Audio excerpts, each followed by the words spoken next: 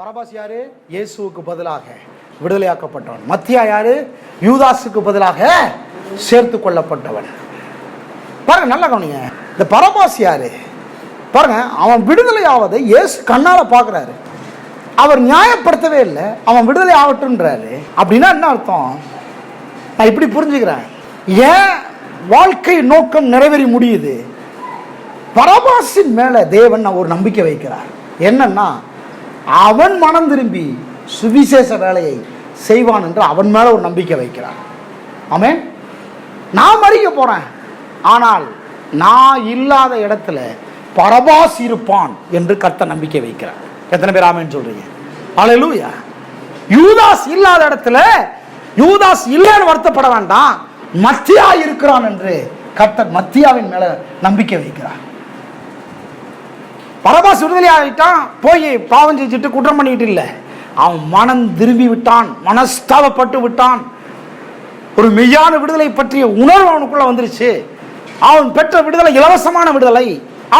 அவன் மேல தண்டனையே முழுமை பெறல.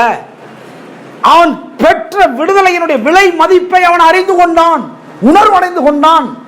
ஆகவே அவன் இயேசு விட்டு போன பணியை அவன் செய்வதற்கு தன்னுடைய வாழ்க்கையை ஒப்பு கொடுத்தான். இயேசுக்கே பெரிய நம்பிக்கை என்னன்னா, மத்தேயு 28 சொன்னாரு, நீங்கள் புறப்பட்டு போய் சகல ஜாதிகளையும் சீஷராக்கி சொன்னாரே சீஷர்களுக்கு. அவர் விசுவாசிக்கிறாரு, என்னால் தொடப்பட்ட ஒவ்வொருவரும் இந்த சுவிசேஷத்தை கொண்டு போய் சேர்ப்பார்கள். ஆமென். அதனாலதான் 12 சீஷர்கள் மட்டும் இல்லை, அதுக்கப்புறம் 70 பேர் இருந்தாங்க, 120 பேரா மாறினாங்க.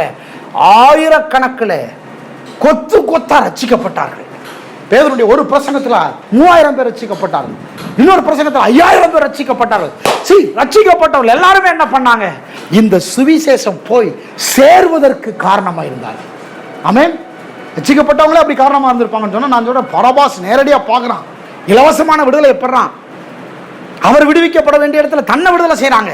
அந்த விடுதலை எவ்வளவு வேல்யூவா கருதி இருப்பான்னு நினைக்கிறீங்க?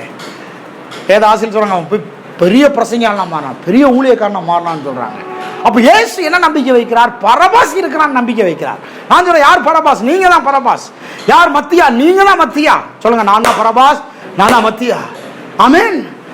நாம தான் இலவசமா விடுதலை பெற்றிருக்கிறோம். நாம தான் அவர் விடுதலையாக வேண்டிய இடத்துல நம்மை கர்த்தர் விடுதலை ஆக்கி இருக்கிறார்.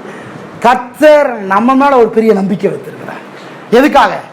நாம் போய் மீண்டும் தவறு செய்வோம் என்பதற்காக அல்ல, நாம் போய் மீண்டும் உலகத்துக்கு சென்று அநேகரை மீட்டு கொள்ளுவோம், இந்த சுவிசேஷத்தை கொண்டு போய் சேர்ப்போம் என்று நம்ம மேல கர்த்தர் நம்பிக்கை வச்சிருக்க. அதனாலதான் எப்பா இப்படி சொல்லியிருப்பார் உள்ளத்துல, நான் சிலுவைக்கு போறேன், நீ உலகத்துக்கு போ.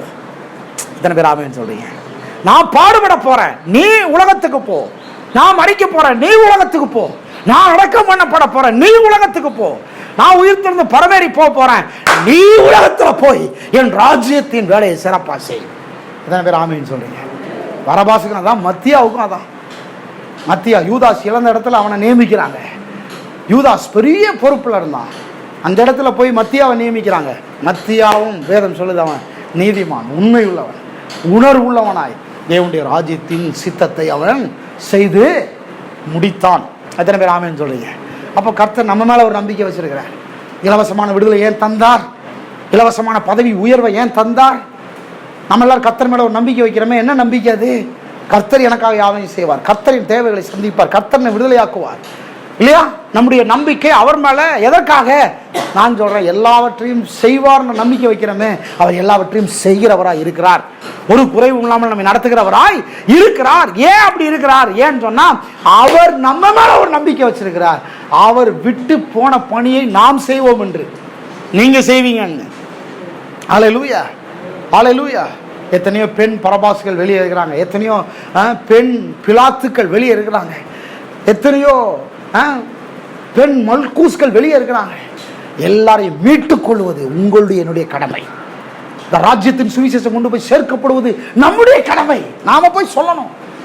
ஆனா எனக்கு கவனிங்க, இன்னைக்கு கிறிஸ்தவர்கள் அதை பண்றதில்லை. அதுக்கு பதிலாக தாங்கள் பெற்றுக்கொண்ட அந்த நீதி, பரிசுத்தம், உண்மை, இந்த கிருபையை வச்சுக்கிட்டு மற்றவர்களை குற்றப்படுத்துகிறதுக்கு தான் இதை யூஸ் பண்றாங்க.